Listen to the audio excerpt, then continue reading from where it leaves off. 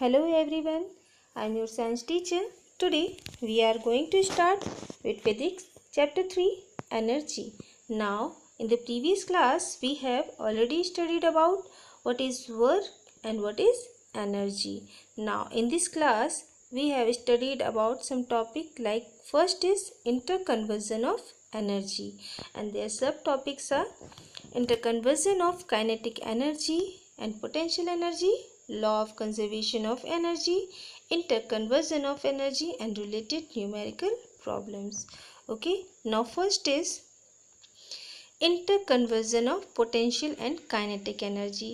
पहले तो आपको पता होना चाहिए कि व्हाट इज इंटरकन्वर्जन। इंटरकन्वर्जन का मतलब होता है किसी भी एक एनर्जी का दूसरी एनर्जी में कन्वर्ट होना।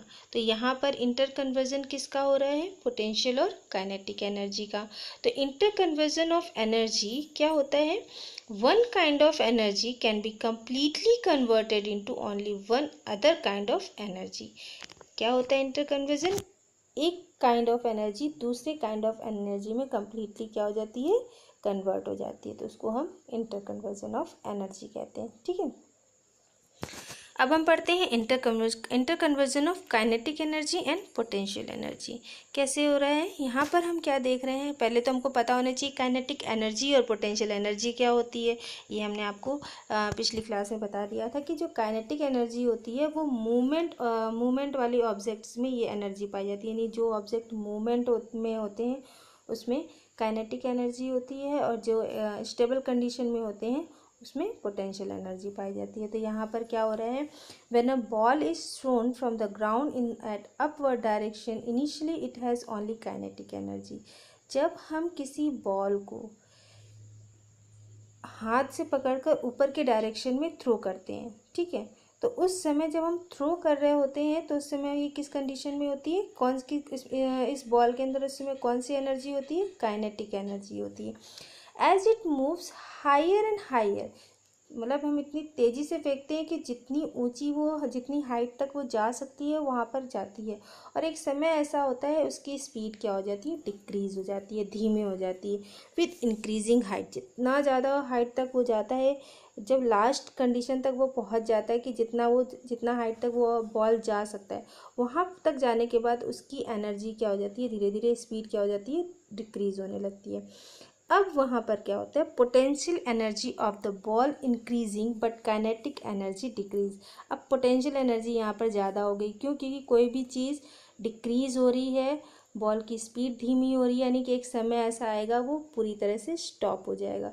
मीन्स उसके अंदर कौन सी एनर्जी आ जाएगी? पोटेंशियल एनर्जी आ जाएगी। तो काइनेटिक एनर्जी क्या हो रही है? डिक्रीज हो रही है। पोटेंशियल एनर्जी क्या हो रही है? इंक्रीज हो रही है ना, जो बॉल की स्पीड को शो करते हैं। जैसे हम देख लेते हैं, ये डायग्राम देख लेते हैं हम लोग। यहाँ पर क्या है कि एक बॉल है कि ठीक है, किसी बॉल को हमने क्या किया है? थ्रो किया है। ठीक, जब हम किसी बॉल को ऊपर की तरफ थ्रो करते हैं, इसकी कंडीशन क्या है? इस समय क्या है? ये काइनेटिक एनर्जी में है, ये बहुत तेज़ी से ऊपर जा रहा है। लेकिन एक समय आता है कि यहाँ पर जाने के बाद बॉल क्या होती है? वो स्टॉप होने लगती है, इसकी एनर्जी जो होती है वो कम होने लगती है। मीन्स अब उसके अंदर कौन सी एनर्जी आ रही है? पोटेंशियल एनर्जी आ रही है। क्योंकि उसकी एनर्जी कम हो रही है, वो एक समय ऐसा आएगा वो धीरे धीरे धीरे आके यहाँ पर रुक जाएगा। तो जब ये यहाँ से यहाँ तक जा रहा था तब उसमें कौन सी एनर्जी थी? काइनेटिक एनर्जी, क्योंकि मूव कर रहा था, है ना। तो moving object has kinetic energy. और जब ये बॉल धीरे धीरे धीरे इसकी स्पीड कम हो जाएगी, यहाँ पर ये आकर ये कौन सी एनर्जी पे आ जाएगा? पोटेंशियल एनर्जी पे आ जाएगा।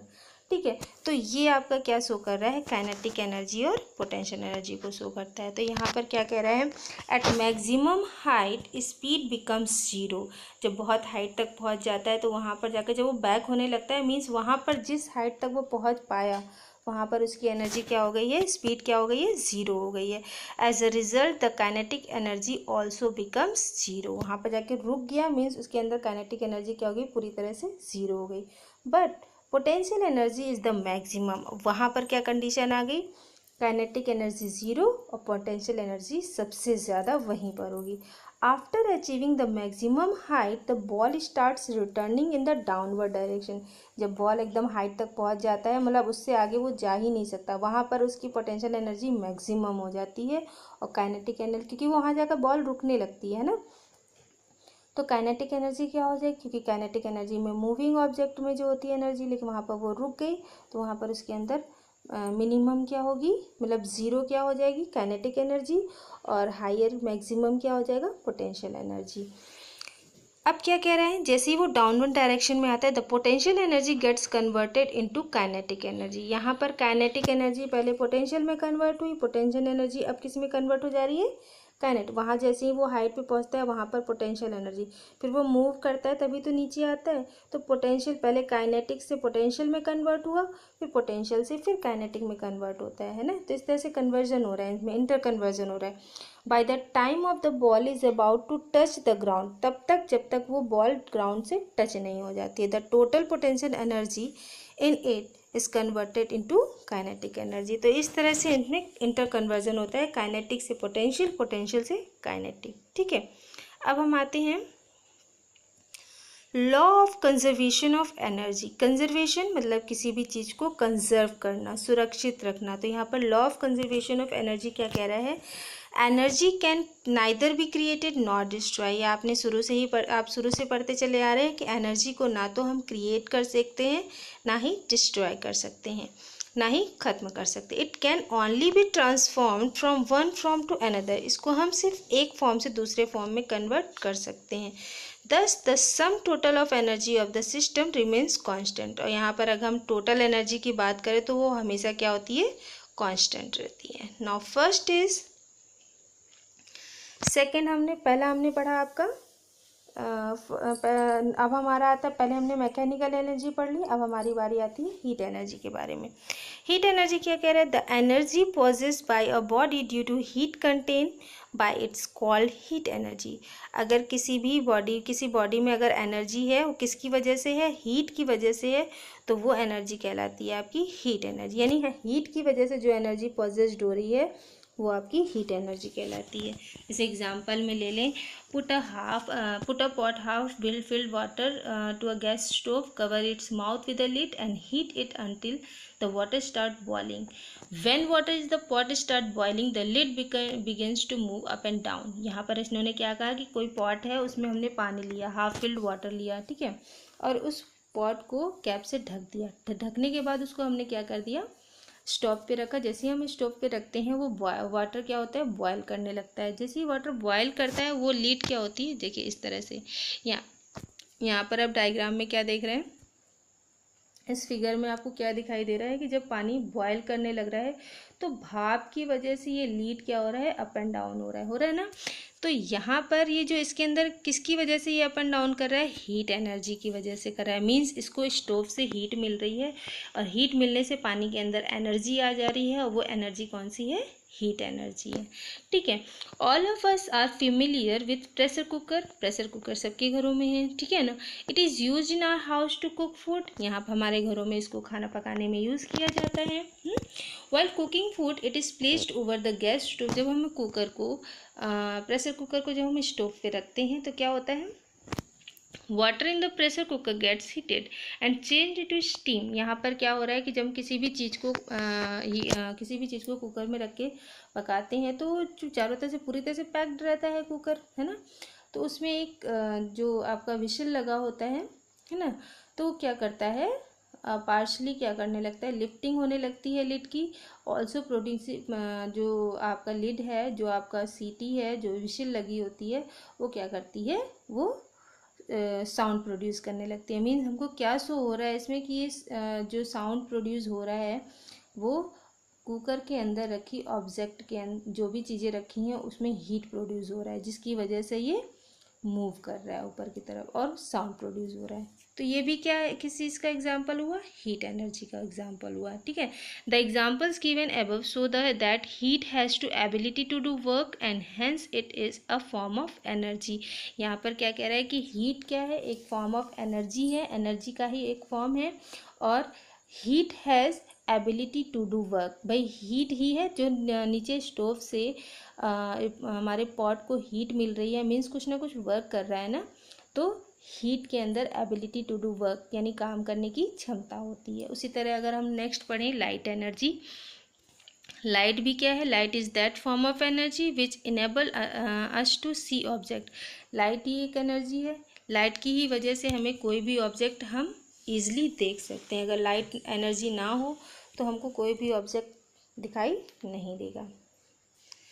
Light energy is a kind of kinetic energy which is ability to make types of light visible to human eyes। अब यहाँ पर लाइट एनर्जी को काइनेटिक एनर्जी क्यों कहा गया, क्योंकि ये एनर्जी मूव होते हुए हमारे आइज़ तक पहुँचती है और आइज़ की और ह्यूमन आइज़ तक पहुँचने के बाद हमको चीज़ें क्या होती हैं, विजिबल दिखाई देने लगती हैं।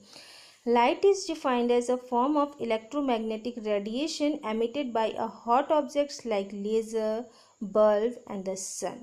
यहाँ पर जो आपका जो लाइट एनर्जी है वो एक इलेक्ट्रोमैग्नेटिक रेडिएशन एमिट करता है जो हमारे आइज़ तक पहुंचता है। जैसे लेज़र हो गया, लेज़र की लाइट अगर हमारे आइज़ तक नहीं पड़ती तो हमको चीज़ें दिखाई नहीं देती। बल्ब है, बल्ब की लाइट जो होती है हमारे आंखों तक पहुंचती है तो उसमें उस तब हमको कोई ऑब्जेक्ट दिखाई देता है। जैसे सन की बात करें, जब तक जैसे रात है, रात में सन तो निकलता नहीं तो अंधेरे में हमको ऑब्जेक्ट्स नहीं दिखाई देते, लेकिन जब अगले दिन सुबह हम सन जो होता है वो शाइन करता है तो हमको उस समय ऑब्जेक्ट्स दिखाई देने लगते हैं। तो यहाँ पर किसकी वजह से हो रहा है, light is defined as the form of electromagnetic radiation, क्योंकि इनसे कुछ ना कुछ इलेक्ट्रोमैग्नेटिक रेडिएशन एमिट हो रहा है जो हमारी आइज़ पर पड़ता है, जिसकी वजह से हमको ऑब्जेक्ट्स दिखाई देते हैं।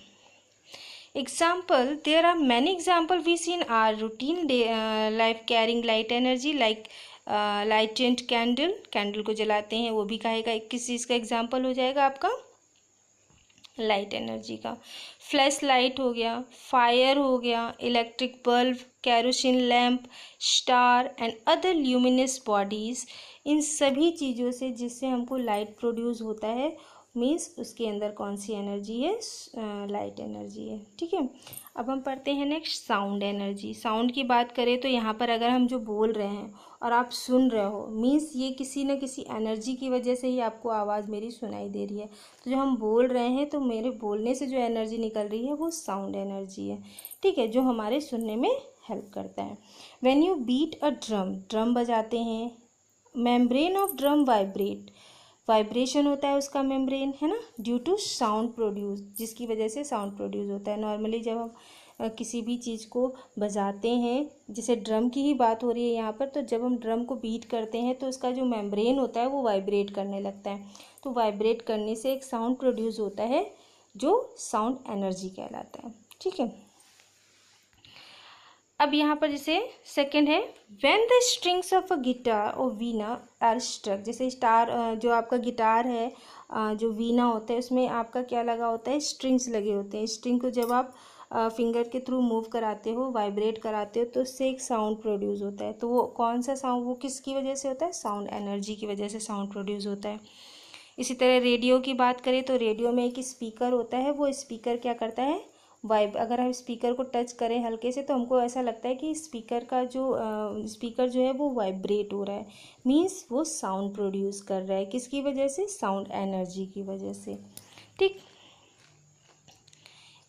थंडर की बात करें यहाँ पर तो जो आप thunder produce a loud sound, जो आपने देखा है बिजली कड़कती है तो बहुत तेज़ साउंड प्रोड्यूस होता है, मीन्स वो उसके अंदर कौन सी एनर्जी होती है, साउंड एनर्जी होती है। ठीक है, तो ये सारे जो एग्जांपल्स है we can say that sound is produce by the vibration, जब तक कोई चीज़ वाइब्रेट नहीं करेगी तब तक वाइब्रेशन नहीं होगा। तो जो चीज़ वाइब्रेट करती है मीन्स वो साउंड प्रोड्यूस करती है। वाइब्रेशन से उसकी बॉडी में एक एनर्जी आती है जो कौन सी एनर्जी प्रोड्यूस करती है, साउंड एनर्जी प्रोड्यूस करती है। ठीक है, अब हम बात करते हैं इलेक्ट्रिकल एनर्जी की। अभी हमने आपको एग्जांपल्स बताया था कि जो हमारे इलेक्ट्रिकल मटेरियल्स हैं उसको जब तक हम एनर्जी प्रोड्यूस नहीं कराएंगे तब तक वो वर्क नहीं करेगा। जैसे nowadays electrical device are commonly used in our homes, हमारे घरों में आजकल इलेक्ट्रिकल डिवाइसेस बहुत सारे यूज़ किए जा रहे हैं, जैसे like electric fan, air conditioner, oven, washing machine, grinder, mixer, juicer, etc. all are operated by electricity. जब तक हम इनको इलेक्ट्रिसिटी प्रोड्यूस नहीं करेंगे तब तक, जब तक हम इलेक्ट्रिक एनर्जी इनको नहीं देंगे तब तक ये वर्क नहीं करेंगे। हमने अभी आपको बताया कि जब तक हमारी बॉडी में एनर्जी नहीं होगी तब तक हम वर्क नहीं करेंगे। तो सेम इलेक्ट्रिकल मटेरियल में भी यही होता है कि जब तक हम इनको इलेक्ट्रिक एनर्जी नहीं देंगे तब तक ये वर्क नहीं करेंगे। ठीक है, तो electricity is also use to operate electric pump.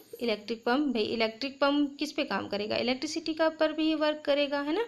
commonly used to drawn underground water and from wells and water from other source such as ponds, river, lake, etc. तो ये जितनी भी चीज़ें हैं, अगर पंप को हम एनर्जी ना दे तो ये वाटर पंप का काम नहीं कर सकता है। मीन्स इसको भी वर्क करने के लिए इलेक्ट्रिक एनर्जी की ज़रूरत पड़ती है। Electric engines are used to pull trains, electric motors to run heavy vehicle in industries. यहाँ पर भी इलेक्ट्रिक इंजन की बात की जा रही है जो ट्रेन को पुल करने में हेल्प करता है। इलेक्ट्रिक मोटर की बात की जा रही है जो इंडस्ट्रीज़ में यूज़ की जाती है। तो इन सब को वर्क करने के लिए कौन सी एनर्जी चाहिए? इलेक्ट्रिकल एनर्जी चाहिए, है ना। तो इलेक्ट्रिकल एनर्जी इलेक्ट्रिसिटी से प्रोड्यूस होती है जो कि कैपेबल फॉर डूइंग वर्क, जो इनको काम करने में हेल्प करती हैं। अब हमारा आता है magnetic energy. You know that a magnet can attract light objects made of iron, निकल and cobalt towards it. Magnet से बनी सभी चीज़ें जो होती हैं, मैग्नेट जो होती है वो आयरन, निकल, कोबाल्ट से रिलेटेड जितने भी ऑब्जेक्ट्स होते हैं, अगर वो मैग्नेट से हल्का है, लाइट है, तो अपनी तरफ अट्रैक्ट करता है। तो अट्रैक्शन किस एनर्जी की वजह से हो रहा है? मैग्नेटिक एनर्जी की वजह से हो रहा है। A magnetic needle moves if a magnet is rotate close to it. Means अगर मैग्नेटिक नीडल को हम उसके चारों तरफ मूव्स कराते हैं तो वो रोटेट करने लगता है। क्यों? क्योंकि उसमें एक एनर्जी वर्क कर रही होती है, ठीक है ना। अगर एनर्जी है तभी वो वर्क कर रहा है, नहीं तो वो उसको अपनी तरफ अट्रैक्ट नहीं कर सकता। Electric motors have magnets that are used to run these motors. Electric motors में भी electromagnets लगे होते हैं जिसकी वजह से मोटर रन करता है। यानी मैग्नेट का बहुत बड़ा रोल होता है इलेक्ट्रिसिटी में। Here we see that a magnet is capable to move things and hence it can do work, thus it possesses energy. अब हमने यहाँ पर क्या देखा कि मैग्नेट की वजह से भी जो कोई भी ऑब्जेक्ट जो होता है वो मूव कर सकता है, और वो मूव किस एनर्जी की वजह से हो रहा है? मैग्नेटिक एनर्जी की वजह से हो रहा है। तो मैग्नेट भी जो क्या है, मैग्नेट भी क्या होता है? कैपेबल टू मूव थिंग्स, या हम कह सकते हैं कैन डू वर्क, काम, उसमें भी काम करने की क्षमता होती है। तो the energy possess by a magnet is known as magnetic energy. जो एनर्जी मैग्नेट से प्रोड्यूस की जा रही है वो आपकी मैग्नेटिक एनर्जी होती है। Now next is chemical energy. Chemical energy क्या है? You might have notice the following activities. आप देख रहे हैं, when wood, coal, charcoal is burn, heat energy and light energy are produce. जब हम किसी लकड़ी को, कोयले को जलाते हैं तो आप देखते हो कि उससे लाइट भी प्रोड्यूस होती है और हमको हीट भी मिलती है। तो आपने क्या देखा कि यहाँ पर दो एनर्जीज प्रोड्यूस हो रही हैं, हीट और लाइट एनर्जी प्रोड्यूस हो रही है। फॉसिल फ्यूल्स की बात करें, पेट्रोल, डीजल, इनको भी जब हम बर्न करते हैं तो इससे भी लाइट और हीट एनर्जी प्रोड्यूस होती है। व्हेन अ मैच स्टिक, जब हम माचिस की तीली को जलाते हैं, है ना, तो उससे भी आपने क्या देखा कि उससे भी हीट और लाइट दोनों चीज़ें क्या हो रही हैं? प्रोड्यूस हो रही हैं। इलेक्ट्रिक सेल की बात करें तो इससे हमको लाइट प्रोड्यूस होती है, यानी इसके अंदर कौन सी एनर्जी है? लाइट एनर्जी है। The food and that we eat give us sufficient energy to do work. यहाँ तक कि हम फूड की बात करें तो फूड जो है वो भी एक फॉर्म ऑफ एनर्जी है जो हमारी बॉडी को काम करने में हमारी मदद करती है। तो फूड से हमको क्या मिलती है? एनर्जी मिलती है। अब आपका आता है न्यूक्लियर एनर्जी। न्यूक्लियर एनर्जी क्या है बेटा? An atom of an element is composed of 3 fundamental particles. Normally अगर हम इसको बताएं कि जो न्यूक्लियर एनर्जी है तो पहले हमको पता होना चाहिए कि न्यूक्लियर एनर्जी जो होता है वो एटम में प्रेजेंट एलिमेंट्स की वजह से होता है। वो एलिमेंट्स कौन से हैं? इलेक्ट्रॉन, प्रोटॉन और न्यूट्रॉन, जिसमें आपका प्रोटॉन और न्यूट्रॉन्स जो होता है वो एटम के न्यूक्लियस में प्रेजेंट रहता है और जो इलेक्ट्रॉन्स हैं उस एटम के चारों तरफ मूव करते रहते हैं। ठीक है, तो यहाँ पर हम बात करते हैं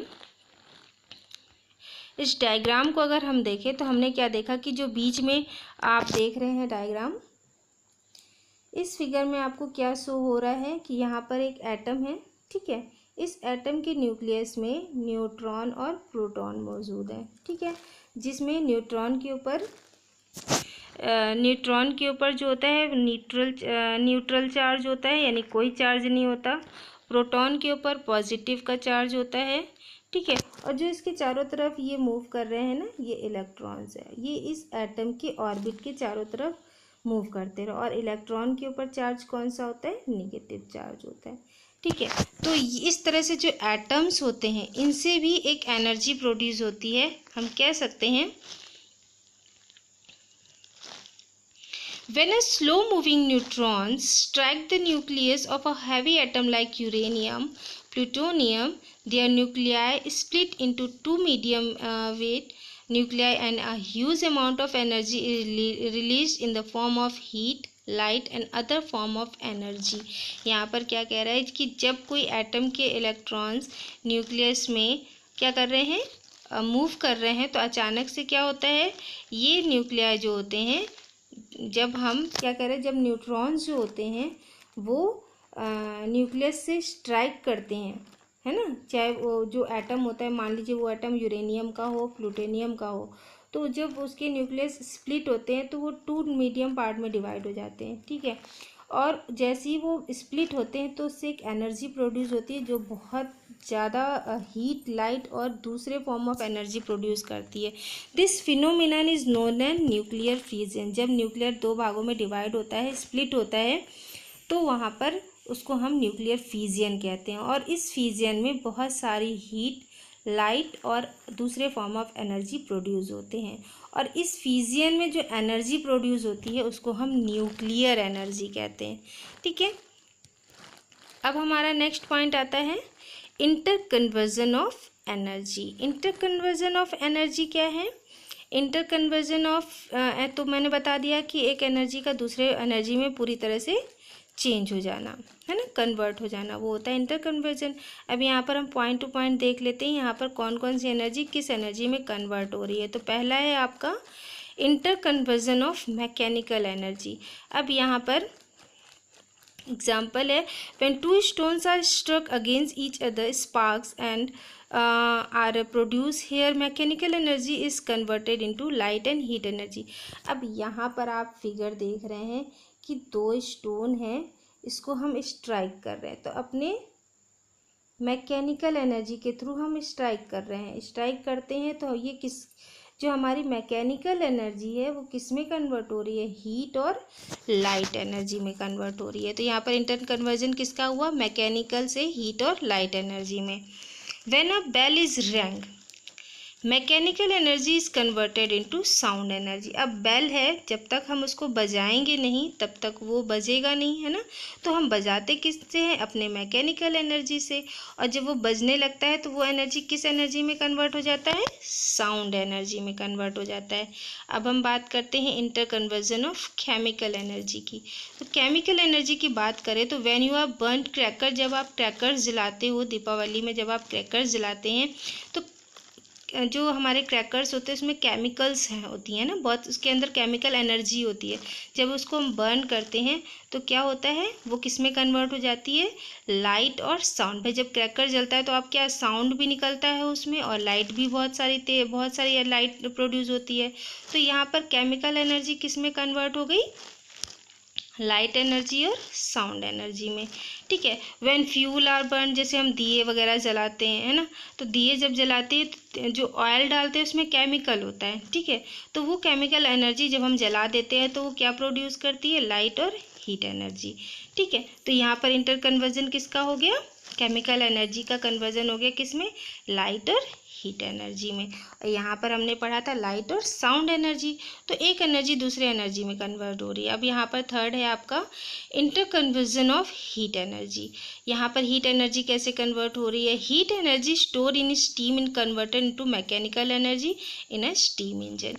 पहले क्या होता था, जो स्टीम की इंजन चलती थी उसमें क्या होता था कि बहुत सारी हीट प्रोड्यूस, कोयले जैसे कोयले को जलाकर स्टीम प्रोड्यूस कराया था, तो कोयला क्या है यहाँ पर हीट प्रोड्यूस कर रहा था।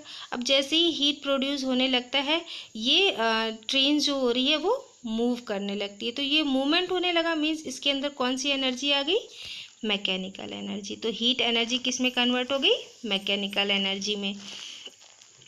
अब आता है inter conversion of sound energy. In microphones sound energy is converted into electrical energy.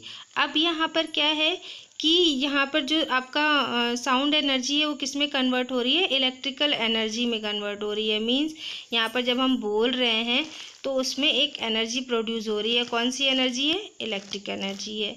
ठीक है, inter conversion of light energy. अब यहाँ पर लाइट एनर्जी की कन्वर्जन की बात करें तो light energy is converted into chemical energy during the process of photosynthesis in plant.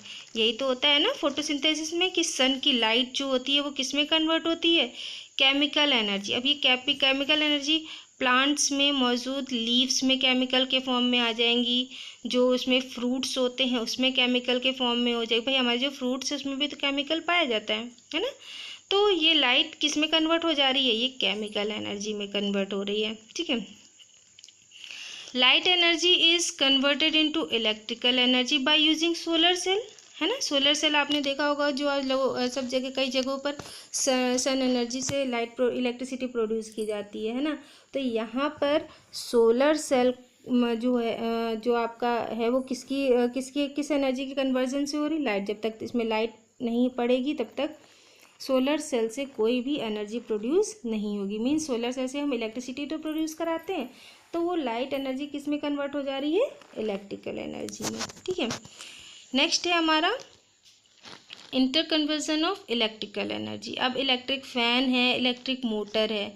ठीक है, जब तक हम इसको ये आपका क्या हो रहा है, इलेक्ट्रिकल एनर्जी किस में कन्वर्ट हो जा रही है, मैकेनिकल एनर्जी में। क्यों, क्योंकि जब हम इसमें इलेक्ट्रिसिटी देते हैं तो ये वर्क करने लगे, ये मोटर क्या होती है, चलने लगता है। तो मोटर चल रहा है मीन्स इसके अंदर कौन सी एनर्जी कन्वर्ट हो गई, मैकेनिकल एनर्जी। इसी तरह लाउड स्पीकर की बात करें, इलेक्ट्रिक बल्ब की बात करें, तो लाउड स्पीकर में क्या है, इसमें हम इलेक्ट्रिक बेल की बात करें तो कन्वर्जन किसका हो रहा है, इलेक्ट्रिक एनर्जी का कन्वर्जन हो रहा है।